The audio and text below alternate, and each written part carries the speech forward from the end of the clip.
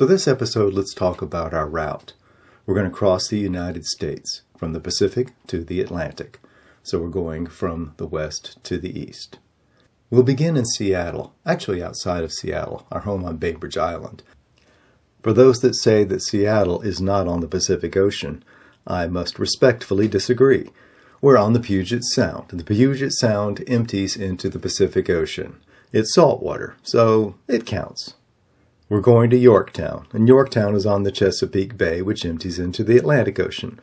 So as long as we can dip our wheels in salt water at both ends, I think we've met the requirement. So let's start with Washington, since that's where we'll be starting. We will be leaving our home just outside of Seattle on Bainbridge Island. First day, we'll probably just bike 25 miles to Issaquah, get a hotel there. And then the second day, we'll finish the rest of that number 1 route on the map as we go up the Cascades-Palouse Trail and up to Snoqualmie Falls. From there, we'll continue on the trail through Ellenburg, Othello, Starbuck, and then to the border with Idaho at Clarkston. We get to cross the Columbia River on that trail too.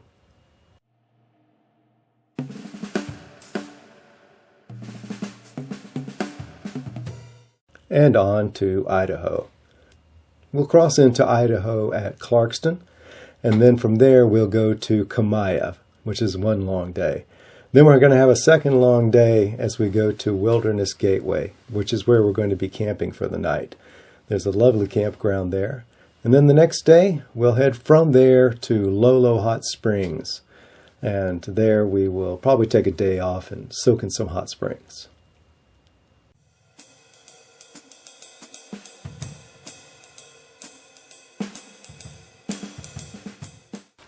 And on to Montana, Big Sky Country. After a day soaking in the hot springs, we'll go on to Missoula, which is Adventure Cycling's headquarters. Then come on back down to Hamilton, then go through Wisdom, Dillon, and Enos, and then on to West Yellowstone, which is on the border with Wyoming.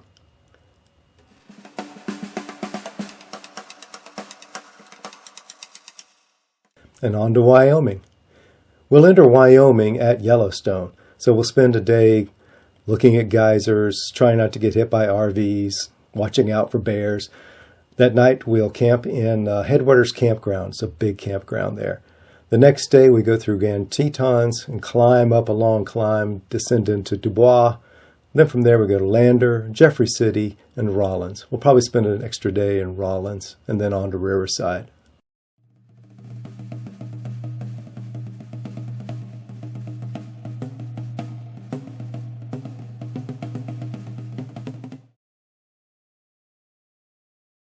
A long day leaving Wyoming gets us into Walden, Colorado. From there, we'll continue on to Hot Sulphur Springs, maybe take a day off there as well. It's a nice old hotel in Springs. Then we'll be going to Breckenridge, Cannon City, and Pueblo. Pueblo is our last stop in Colorado.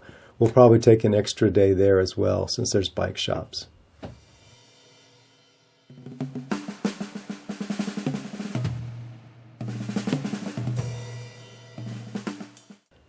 Ah, Kansas, nice and flat. Hopefully we'll have a tailwind.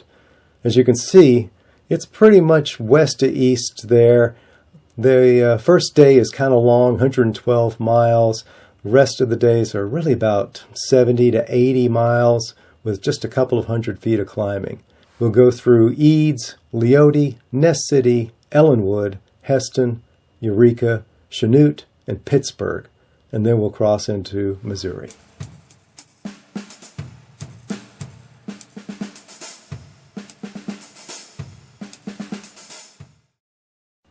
I remember Missouri from Ram. It was lumpy.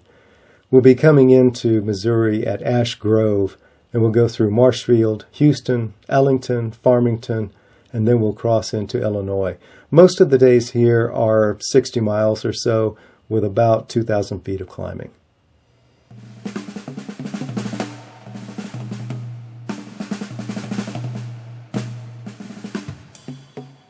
We're only in Illinois for one full day. We'll be entering Illinois from Farmington, Missouri, as we go to Murfreesboro, Illinois. Then we've got one day where we go from Murfreesboro to Eddyville, and then our last day we'll be leaving it from Eddyville and entering Kentucky.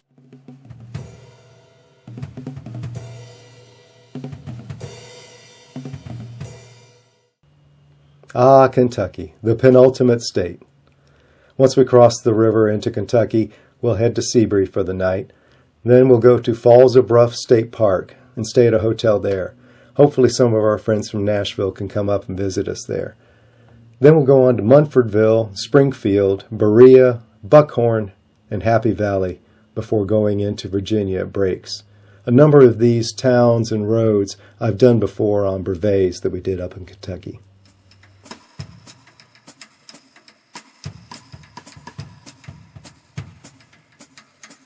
Both that last day in Kentucky and the first day in Virginia are going to be hard. Getting to breaks means 88 miles with 6,300 feet of climbing. And then that first day from breaks to Glade Spring is 70 miles with 6,800 feet of climbing. Fortunately, from there, it eases up as we go from Glade Spring to Wytheville, Wytheville to Christiansburg, Christiansburg to Buchanan, Buchanan to Waynesboro, which is a little long, 75 miles, 5,700 feet, and then back to normal with Waynesboro to Charlottesville before we get longer with Charlottesville to Ashland, 80 miles with 4,000 feet, and then Ashland to Yorktown, which is 90 miles but 2,800 feet of climbing. And that's our last day. From there, we just have to ride about maybe 10 miles to Newport News to where the Amtrak station is.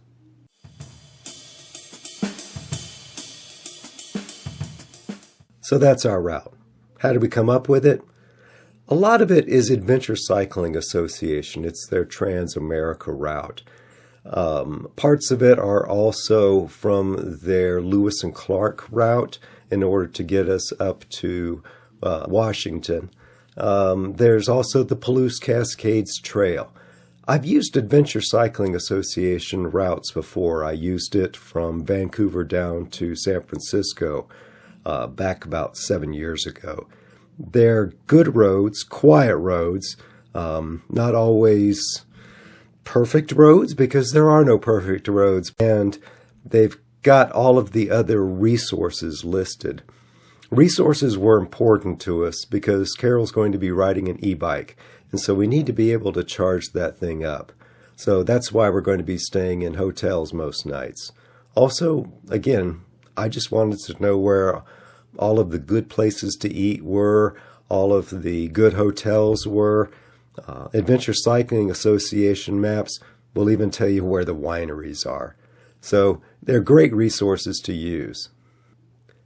Another thing that factored into it was the hotels. We needed to keep our lodging sufficiently affordable so that we stayed within our budget. The top end of the budget, as you may recall from episode 1, was $15,000.